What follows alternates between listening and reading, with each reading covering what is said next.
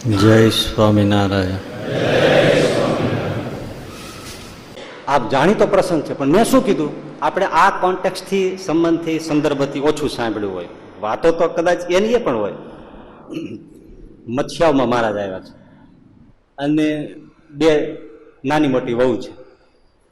હવે આ જયારે વાંચીએ છીએ ત્યારે કોઈ ઉલ્લેખ થતો નથી, પણ મારા મનમાં એક જે વિચાર આવે છે ને, આ કદાચ હું ખોટો હોઉં તો સારી વાત છે, સાચો ન હોઉં તો આનંદ થવાય એવી વાત છે. પણ મને એવું લાગે છે કે આ પ્રસંગ કદાચ ફૈબા સાથે જોડાયેલો હોવા સંભવ છે. પછી બહુ સારું ન લાગતું હોય એટલે કદાચ બીજાને નામે મૂકી દીધો હોય. અને એમ કહેવામાં આવતું હોય કે એક બ્રાહ્મણ હતા અને એને બે ઘરવાળી હતી, એક મોટી ને એક નાની, એટલે એક જૂની ને એક નવી.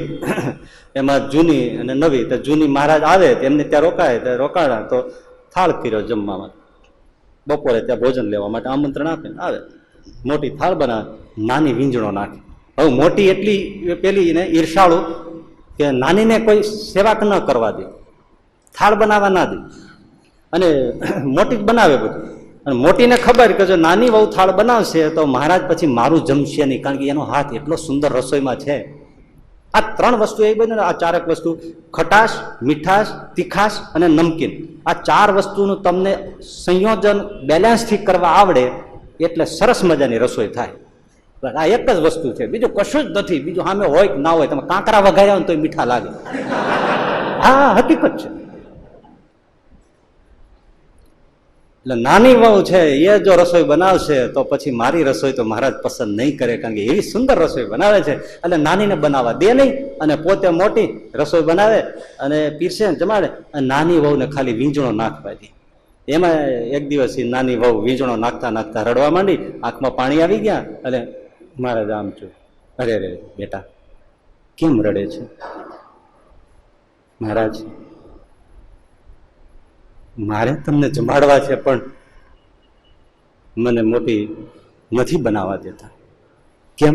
તો કે તને આવડે નહીં, આવું એવું છે. પણ મને એકવાર તો મહારાજ ઈચ્છા છે, હું તમને જમાડું. તો કાલ તમે બનાવજો ને. એ મને નહીં બનાવવા દે. અમે એને કહી દઈએ ને. એટલે રસોડામાંથી લઈને જેવા આવ્યા એટલે એમણે કીધું, જો સાંભળો, કાલે છે ને આ નાની બહુ થાળ બનાવશે. ના ના ના ના મહારાજ, એને ક્યાં કઈ આવડે છે? જેવું આવડે એવું. અમને તો અભ્યાસ છે, કાચું પાકું ખાય, પણ અમારે એના હાથનું જમવું છે અને એનો ભાવ છે, બનાવવા દો એક દિવસ, અમારી આજ્ઞા છે. સારું સારું સારું. પછી ખબર છે ને, એને રસોઈ બનાવી.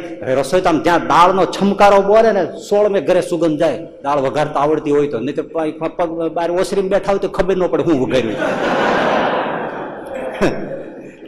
16 ઘરે સુગંધ જાય એવી દાળ વઘારી અને ચૂરમું બનાવ્યું હતું, એવું આમ લસોટીને સરસ મજાનું કર્યું, કણીદાર મજાનું. અને એ તાવણમાંથી ઘી નાખીને આમ હેવી સુગંધો છૂટી, અને એવી સરસ મજાની ખાંડ દળેલી તૈયાર કરી. અને એને થઈ ગયું કે આ હા હા ભાઈ, આ છૂટું ચૂરમું લાડુ અને આ દાળ ને શાક ને આ મહારાજ આના હાથનું જમે, પછી કોઈ દી મારા હાથનું જમે નહીં. એ ઓલી નાની આઘી પછી થઈને એટલે દાળમાં મીઠું નાખીએ વધારે.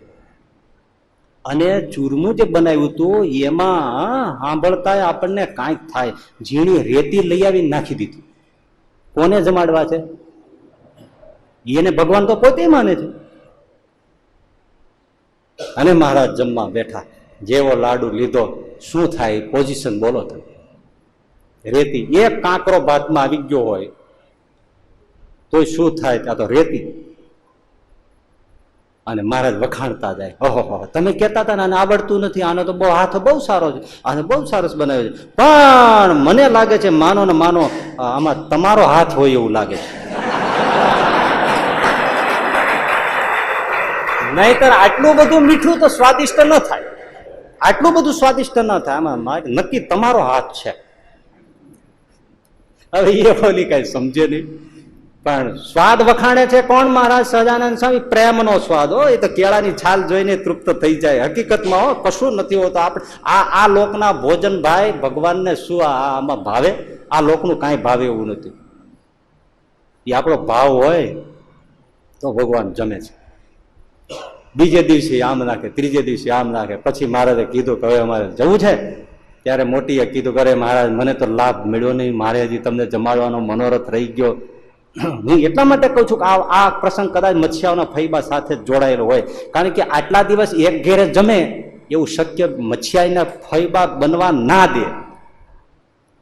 અને ત્યાં એ જીવકોરબાને કાઢી મૂક્યા છે દીકરાની વહુને, એ પ્રસંગ આપણે જાણીએ છીએ. એટલે વૃત્તિમાં દ્વેષ છે એ હકીકત છે.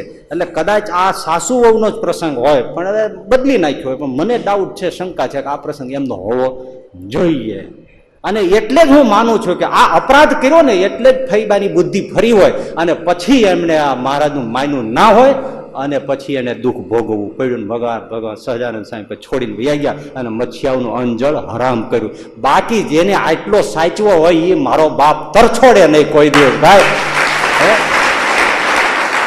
મારો આત્મા એમ કે છે કે આ પ્રસંગ આવી રીતે બન્યો.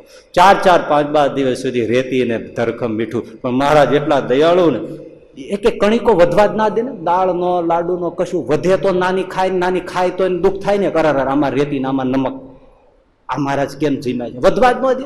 ઘણો આગ્રહ કરે પ્રસાદ માટે થોડું રહેવા દે, તો કે ના પ્રસાદ માટે અમને એટલું બધું મીઠું લાગે છે ને.